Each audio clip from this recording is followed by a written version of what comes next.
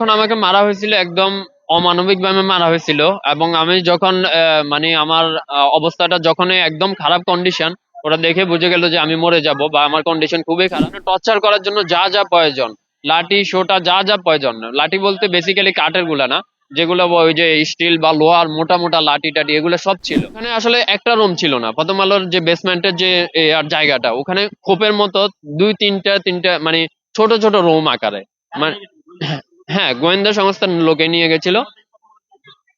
আসলে যারা under cover, তারা তো আসলে বুঝার উপায় নাই তারা কি আসলে পুলিশে কাজ করে নাকি প্রথম আলো সাংবাদিক, এটা তো দেখে বুঝার উপায় নাই। এখন তাদের সাথে যদি দুইজন পুলিশ আসে বা তাদের সাথে যদি দুই একজন র্যাব আসে, তখন আমরা এদেরকে গোয়েন্দা হিসেবেই ধরে নিব, তাই না? তবে ওখানে যে প্রথম আলো সাংবাদিক ছিল, এটা অস্বীকার করার কোনো কারণ নাই। হয়েছে কি, যখন আমাকে মারা হয়েছিল একদম অমানবিক ভাবে মারা হয়েছিল, এবং আমি যখন মানে আমার অবস্থাটা যখন একদম খারাপ কন্ডিশন, ওরা দেখে বুঝে গেল যে আমি মরে যাব বা আমার কন্ডিশন খুবই খারাপ, তখনই আমাকে হচ্ছে লাশের মতো উঠিয়ে একটা গাড়িতে করে বের করলো। বের করে হচ্ছে ওরা হচ্ছে তেজগাঁও থানাতে দিয়ে আসলো। তেজগাঁও থানাতে দিয়ে আসার পরে তেজগাঁও থানার দায়িত্বরত ওসি বা এসআই যে ছিল, সে দেখলো যে আমার কন্ডিশন খুবই খারাপ, ও আমি যদি ওখানে থাকি আলটিমেটলি আমি কিছুক্ষণের মধ্যে মরে যাব হয়তো। তো ও আমাকে বললো যে তুই জাস্ট এই পেপারটা, সাদা পেপারে একটা সিগনেচার দে, আমি তোকে এখনই ছেড়ে দেবো।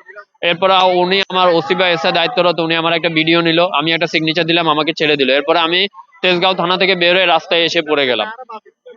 উনি ভিডিওতে জাস্ট নিল যে তোমাকে গোয়েন্দা সংস্থার লোকেরা এখানে নিয়ে আসছে, তোমাকে কোথা থেকে আনছে কিভাবে আনছে আমি কিচ্ছু জানি না।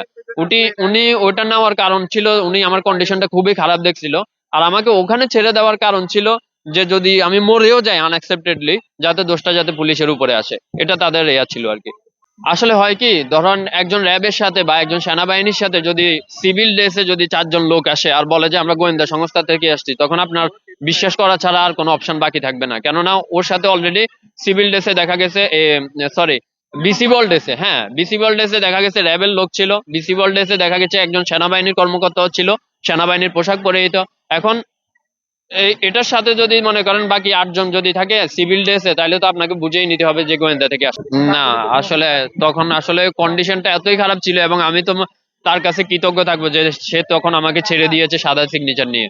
ওখানে টর্চার করার জন্য আনলিমিটেড লাঠি ছিল, একদম টর্চার করার জন্য মোটা মোটা লাঠি ছিল, আনলিমিটেড ছিল না, কিন্তু ওখানে টর্চার করার জন্য যা যা প্রয়োজন, লাঠি সোটা যা যা প্রয়োজন, লাঠি বলতে বেসিক্যালি কাঠের গুলা না, যেগুলো ওই যে স্টিল বা লোহার মোটা মোটা লাঠি টাটি এগুলো সব ছিল। ওইটাই পার্কিং, ওইটাই বেসমেন্ট ইভেন ওখানে যখন আমাকে টর্চার করা হয়েছিল, আমি যখন বের হয়ে আসলাম, আল্লাহ আমাকে বাঁচাইলো। আমি যখন একটা লাইভ করলাম, তখন আমি চেষ্টা করলাম যে অনেক নিউজ প্রিন্টিং মিডিয়ার সাথে যোগাযোগ করছি, যমুনা নিউজ থেকে শুরু করে এটিএন নিউজ, সবার সাথে আমি যোগাযোগ করছি।